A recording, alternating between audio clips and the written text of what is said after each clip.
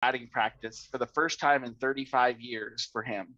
He actually got a baseball. Nice. That's cool. I think It I'll was get De the one I got. Contreras who threw it to him, basically. Now, you know what my problem was? Are you ready for this? I hadn't hit the go live button. Okay. What about unmuting us? You are unmuted. Okay, cool. So you ready for this? You ready? Cause I'm gonna start us now. Hello, Okay. friends, and we are on 3 different streaming platforms.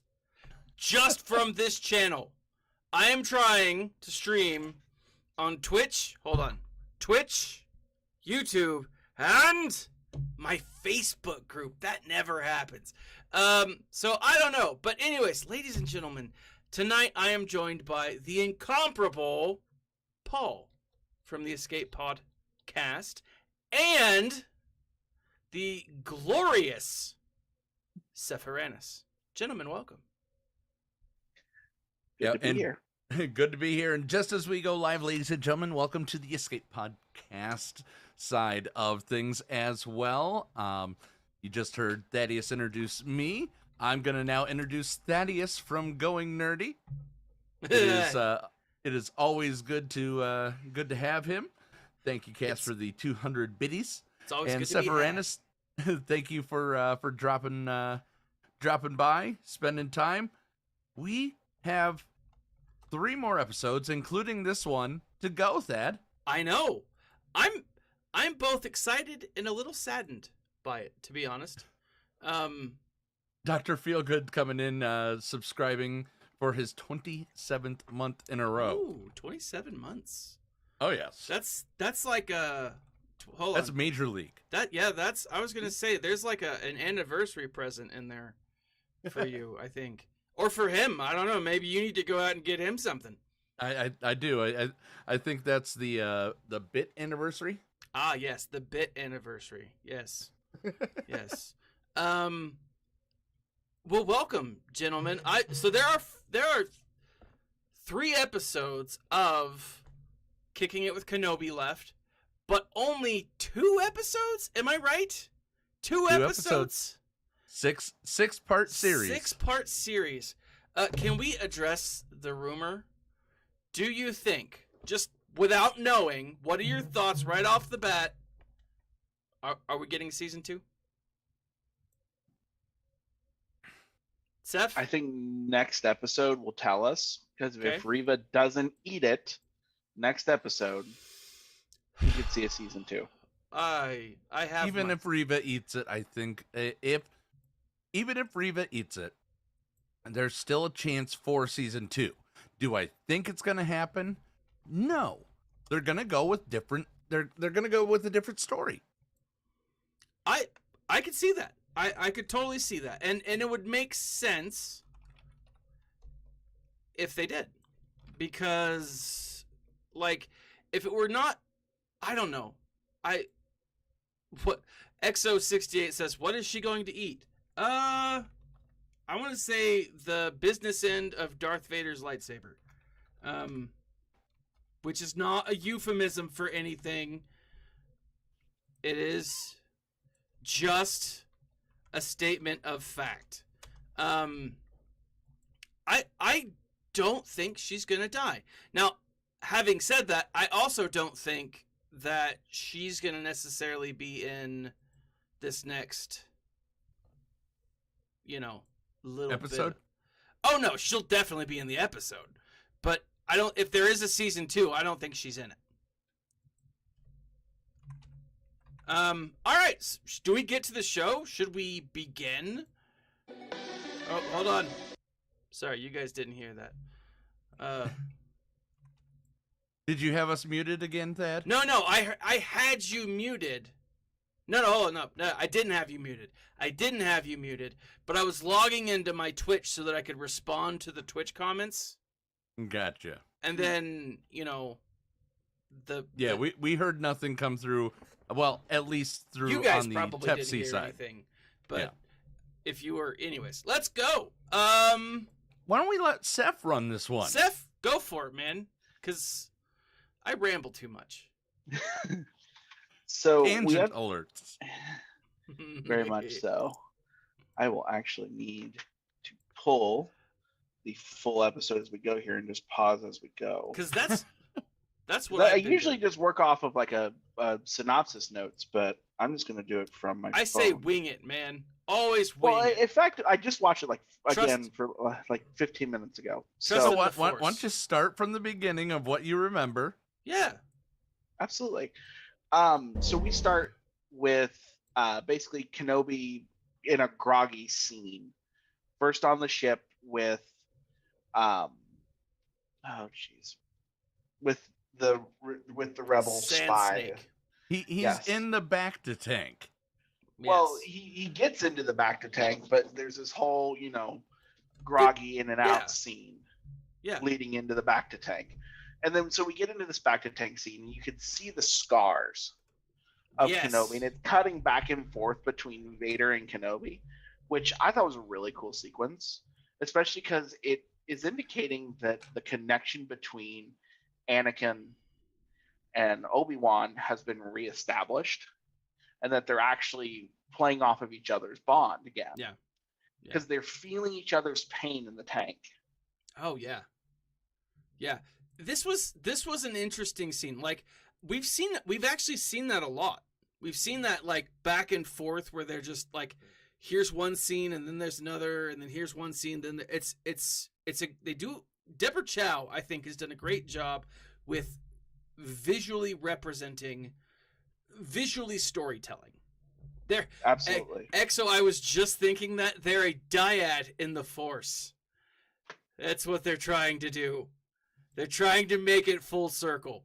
Now, I have a question. This is only slight. I'm totally stealing it, Sephironis. I apologize. Be prepared to tell me to shut up at any time. Shut up. Shut up, Paul.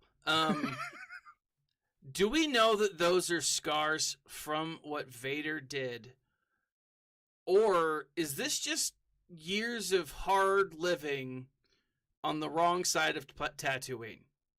Given the fact that it's in the particular area of which he was just hibachied, I think those are burn marks. All right.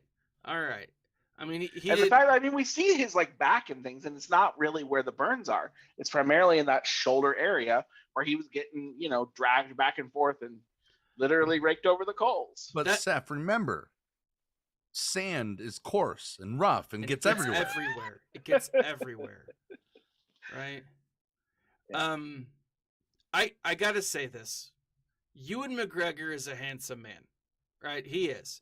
But there's something about seeing him moving around in the back to tank with his hair all aflutter that it didn't do anything for me. I felt like it was awkward and I didn't like it. Now, when he was swimming and it was like straight back and it was like angular and stuff, I'm like, yeah, that's dope. That's Obi-Wan Kenobi. But when his hair's all wild and disheveled, I know that's just me because I don't have hair, but You're upset that it's not sexy one Kenobi. Yeah, a little bit. I mean, I'm just saying. But I'm sorry, Seth. Continue. No worries. So we have this whole back and forth between Vader and Kenobi where there's quotes in the background, I am what you made me, things like that. And eventually Kenobi just pops out of the back to tank, and the sand stick's like, dude, get back in the tank. Yeah, you're not done. And he's not taking no for an answer. Arcane says maybe he's born with it. Maybe it's back to tank. Maybe it's back to tank. Back to tank hair. What can we say? But So here's, then we. I'm sorry. Here's the thing. Like I always assumed, and again, you know what they say about assuming. Don't do it, right? That like if you were in the back to tank, because every time we've seen someone in a back to tank, they've been like in serious need, and so they've been unconscious. No. But they've been unconscious, right? Or asleep, right? Boba Fett, like I was gonna say, like Boba Fett, he put himself in there. He did, and he's not in serious need. He's just having a spa day. Yeah, no, that's true. But like with the exception of Boba Fett, they've always been asleep. You know, like even if you look at Cobb Vanth, if you look at Luke, if you look at like anytime we've seen anyone in a bacta tank, this is the first time we've seen someone like awake in a Exo says Odin wasn't fully asleep. Odin? Which one was Odin? I don't know. Maybe Obi wasn't fully asleep. Yeah, is what he meant. But that's it might have been a typo thanks to yeah, autocorrect. Friggin' autocorrect. It's the government. I'm just kidding. So I hate ducking autocorrect. Ducking autocorrect's the worst. But like I think that was part of what kind of made this moment unsettling for me. Is like this is the first time we've seen someone in a bacta tank be awake, at least in my recollection. And so, like it was interesting for sure. But I'm sorry, I'm throwing you off. Go, Seth, run. No worries. So after that, they cut to the Fortress Inquisitorius, which is so much fun, and we get to deal with the ragtime duo of Third Sister and Leia. And I love the way that Leia plays the gambit in this whole set of interviews that they do kind of throughout the episode. Yeah. She starts off with the simple Karen approach of I am an important person and I want to speak to your manager. And Third Sister just turns around and goes, I am the manager. And she's like, crap.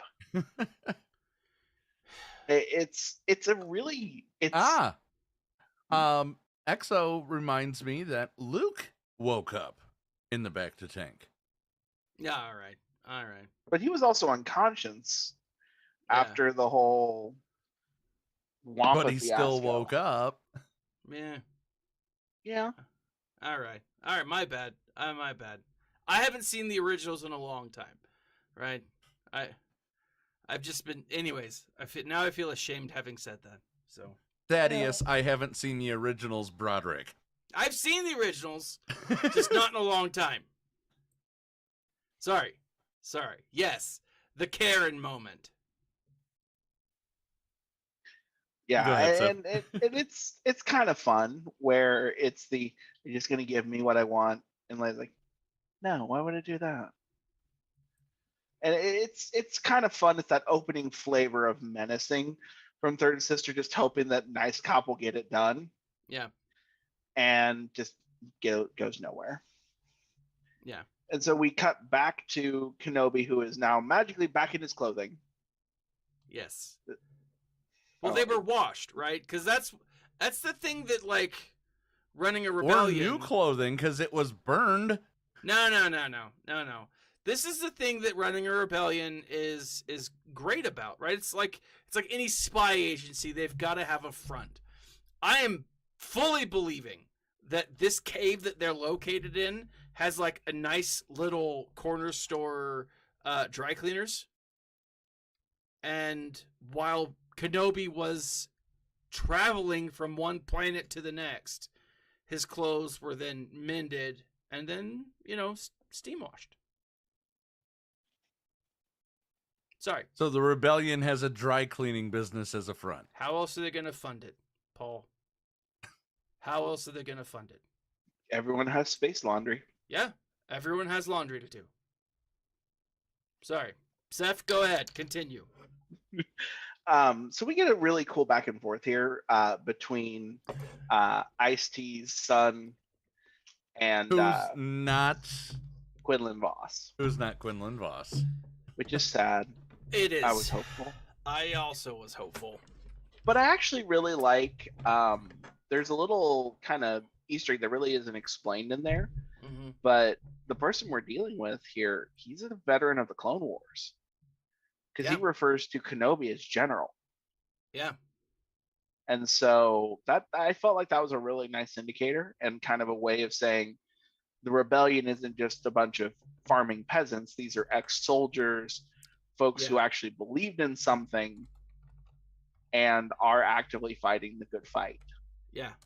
to his credit, he basically tells Kenobi, "Go kick rocks. Like, what do you want me to do about it? It's one kid on Fortress Inquisitorius, for God's sake. What do you Yeah. expect me to do about it?" Yeah.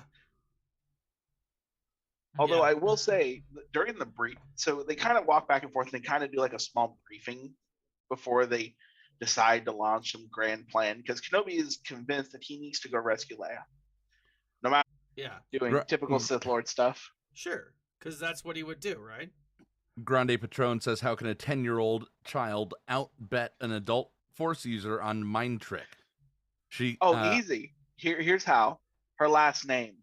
Yeah. Well, that's what he says. He gets that she's the daughter of the Chosen One or the twin of the Chosen One, but that doesn't mean a 10-year-old untrained 10-year-old can't not beat an adult that is trained almost anything. Yeah. I responded in the chat, suspension of disbelief, let someone tell you a story. Now, Sefko. Well, also, the counterpoint to it is we've seen it on screen. Rey and Kylo. Are you telling me that a Jedi Knight trained by Luke himself was able to be resisted by dint of a Palpatine with no actual training in hiding it in her mind? And she did. So we have a pattern for it. And it's basically that the mind invasion really only works if you can actually overpower the person in particular, which also makes sense why Force influence was not effective against like Jedi Knights and Jedi Masters, because they were on an equal footing. Yeah. Or just latently strong people. But keep in mind, exactly, this is the Force influence, the mind trick, needs to be used on the weak-minded. Leia Organa Solo, or Leia Organa at this part, she's anything but weak-minded. She's a what kid. What are you playing with over there, Thad? Sorry, I spilt my drink, and so I'm trying to clean it up. I know, I'm a little pissed off, because it's that Dr. Pepper, like, dark berry stuff. It's really good. But my whole setup's kind of a mess. Anyways, so like she's not weak-minded, and if you take a look at like any old material, even Luke was strong in the Force without being taught a ton. You know, like Luke had a lot of like moments where he did things he shouldn't have been able to do. Like and the reason I'm saying that is because I know that there's going to be fans out there that are like, oh well, it's Kylo and Rey. Yeah, bad example, because it's Kylo and Rey and they don't accept anything from the new trilogy. But the new trilogy has an impact, is directly connected to the old stuff.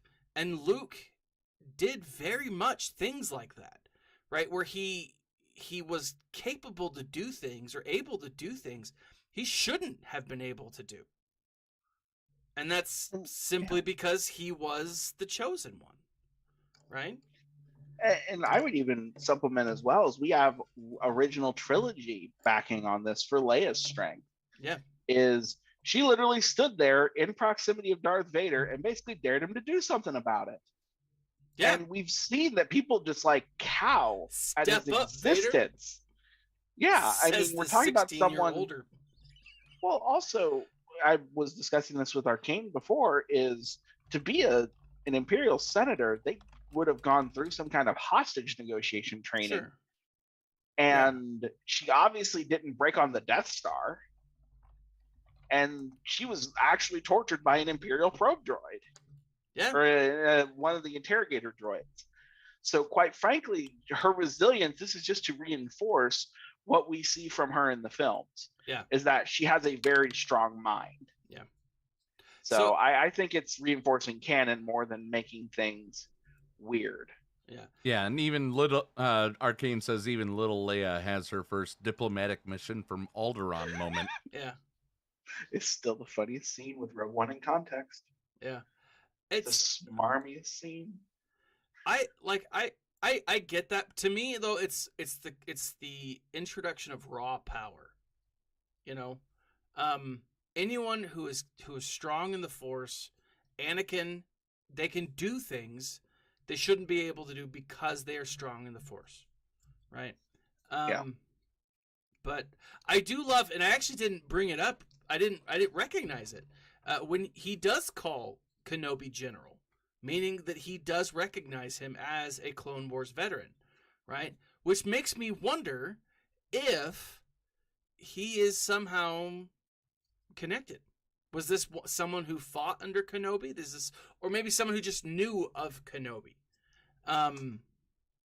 Probably, I'm guessing just knew, Yeah. or maybe was in Saw Gerrera's group. Yeah. Well, that or many of the Republic planets in the Outer Rim, given that Kenobi spent most of his time dealing with the Outer Rim sieges, it makes sense that there would be local contacts on various planets at some point in time. Yeah. Could have crossed paths with this guy. Yeah. Which also explains why he was quick to go, fine, we'll do it. You got it, General. Because he also understands of who he's dealing with. And if General Kenobi says it's important, it's obviously worth dying for. Arcane says he married a Jedi, so he has to know the Jedi somehow. Yeah. There you go. That's true. And that's so this is why well, he didn't say a Jedi. He said she was a Force user. And this is where and I want to say that it's tenuous at best. He says, you have no idea what I'm watching this scene now. He says, Kenobi's like, you have no idea what the Emperor's capable of. And he says, I had a wife once. I know exactly what she was before we got married. We tried to hide it, and the Inquisitors found her anyways. So we don't know that she's necessarily a Jedi, but the rumor, or the theory that people are still kicking around is this is Quinlan Vos. Now, the answer to that is a resounding no. It's not. No. It's clearly his not. name is Roken. His name is Roken. And even if that's a nickname or a moniker that he's adopted, right? Something that's just a name, right? Quinlan Vos would be, from modern canon, know Obi-Wan Kenobi very well. Very well. They are I'm not BFF, but they know each other. They've worked together a lot. So it's not like he's a rogue Jedi who wouldn't know. And he also would not have let him go alone. Yeah. Either. You can't tell me that Quinlan Vos would not have gone with Kenobi into Fortress Inquisitorius, knowing that he would have needed all the help he could get. Absolutely. Absolutely. Especially you're dealing with a fortress full of Inquisitors. God knows how many there are at any given time. And Vader's in the system. Also because Nur is in the Mustafar system. Yeah. So it's in Vader's backyard. Yeah. Although, to circle into the briefing a little bit more, the really cool note they make there about Fortress Inquisitorius is it has no planetary defenses, no AA, nothing. Nope. Talk about the arrogance of the Empire. Yep. Like, we don't even have to put guns on this. You jokers wouldn't dare. Because who would? Like, that shows like, seriously, not just the arrogance of the Empire, but that shows what the Empire has done to the people. They have beat them down so much that no one would risk this.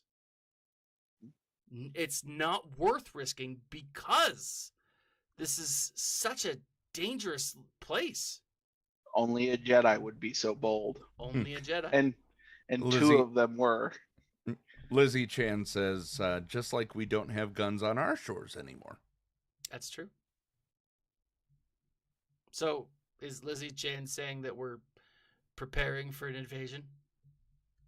No, I don't think so. So Nev points out that the Jedi Academy on Yavin 4 had no planetary defenses either. I think for that one, the Jedi Academy on Yavin 4, because it was after the fall of the Empire, right? I'm assuming this is the Luke's Jedi Academy. So I don't know. I mean, and it could simply be that it's a place of worship almost. You know, like it's the Fortress Inquisitorius is like Vader's castle. You know, it's like a temple almost to the dark side. And so you wouldn't necessarily have, you know, turrets, anti-aircraft material, defenses. I don't know. Weak people we are, as Melissa Foster says. Yes, we're waiting for the invasion. Arcane also reminds us that this is where we met the most important character of this episode, Wade. Oh, Wade! Can I tell you that I'm a little disappointed that Wade is not listed in the credits? Well, it was Ryder McLaughlin was the name of the actor. IMDb, step it up. But he's not in the credits. He's not in the credits. He's the most important character in the whole episode. Not there. Anyways, let's continue. So, conveniently, the Sand Snake says, "Hey, why don't we just take a shuttle? I have officer clearance. I should be able to get in and make a mess of things." And so they go ahead and they start going out on the shuttle. And Kenobi's kind of sitting in the back trying to do the whole magic hand thing. And he doesn't seem to have it. And so the Sand Snake ends up giving him a pep talk. Like, look, it's not something that you're going to pick right back up again. It takes time. Yeah. And so basically she kind of psychs him up a little bit. And then basically they land the shuttle. And only she walks out. And we're like, is he just hiding on the shuttle? No. But so she walks through, gets into this giant runway of the four. Oh, actually, I take it back. We have another scene with Reva and Leia first. I'm sorry. I'm getting ahead of myself. You're good, man. Keep going. So we have another scene with Reva and Leia where she again tries to persuade Leia to tell her about the path. And she basically plays the Patrick Star and Rayman routine. So this is you were found in a Jedi hiding place called the Path. Yep. And that was a safe house for this path. Yep. And this piece of wood here, this was found in the safe house, talking about the path. That sounds about right. So you're going to tell me where the path is. I don't know where the path is. It's not my wallet. It's not my wallet. So, yeah. Yeah. Sorry, go ahead. The thing that I liked was where Leia says, "You think the less you say, the less you give away, but it's really the opposite." You know, it was a. She essentially said that, but what she actually said was, Leia says little and gives away nothing. Yeah. And then we get a little bit of a peek at Reva's backstory, where she learned a lesson about bravery at a young age, and that she had a droid taken away from her like everything else was. So I think we're jumping a scene. Yeah. This is the one where they start the. So they kind of do the. Go ahead. Yeah. So this is the scene where she's trying to play good cop. Essentially, she's saying, "Look, Obi-Wan's dead. You know, he's not coming. No one's coming to save you. There is no army. There is no navy. You're stuck." Right? I can help you. The Jedi will leave you. I'm the good guy here. Right? Trust the person me. who can save you now is you. Yeah, the only person who can save you is you, right? The Jedi are bad guys, right? And Leia's not buying it, right? And at the end of that little sequence, they basically start all right, find a new bad cop then, and starts trying to invade her mind. So yeah. Yep. We will get to Darth Lola Arcane, I promise. But so it then cuts into the shuttle scene with the Sand Snake walking off across this gigantic platform in Fortress Inquisitorius, with a bunch of people being very busy, doing very busy things. Very busy. Doing Clearly, Empire there's a things. lot going on. We're doing Empire things. We are doing very scheming, very official things. Definitely not paying attention to this totally suspicious person who just landed without a clearance. Yeah. And so she goes out to the security platform to enter into the fortress. And this standard officer's like, "You're not in this sector. What are you doing here? You're not authorized." And I will say, it is something beautiful just to stand there and go, "I'm your superior officer. Listen here, you little turd." Yeah. Although I wouldn't say turd, but family audience, you know. Yes, sir. But like seriously though, this is what's so impressive about her, right? As a character, but like at the same time, this is what's so frustrating about the Empire is the arrogance, right? The arrogance that exists. So, over on my YouTube channel, Nev is trying to goad me into an argument about something that I'm only half paying attention to. But like the thing about it is we're talking about ship fleets and how there were different fleets and not everyone has but the thing about it is like the way that the he says, "No, I wasn't." I know what you were trying